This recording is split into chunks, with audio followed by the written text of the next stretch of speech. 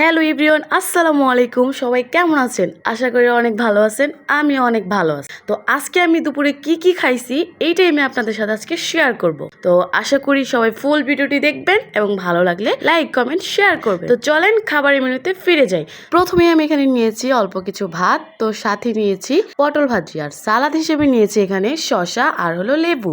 তো এই পটল ভাজি দিয়ে আমি প্রথমে খাওয়া শুরু করেছিলাম। এটা দিয়ে আমি মোটামুটি খাওয়া শেষ করে ফেলছি। তারপরে আমি নিয়েছিলাম এখানে আলু আর ঢেঁড়স ভাজি, যেটা মিক্স, মানে ঢেঁড়স আর আলু ভাজি করা। আপনাদের কাছে আমার ভিডিওগুলো কেমন লাগে এটা অবশ্যই কমেন্ট করে জানাবেন। তো ভাজি দিয়ে আমার খাওয়া শেষ হয়ে যাওয়ার পর আমি এখানে অল্প কিছু ভাত নিয়ে নিয়েছিলাম। তারপরে নিয়েছিলাম এখানে শুটকি, যেটা হলো লইট্টা শুটকি ভুনা ছিল। তো এইটা অনেক বেশি মজা হয়েছিল। গোটা গোটা রসুন আর হলো শুটকির পিস, এটা আসলে মুখে লেগে থাকার মতো।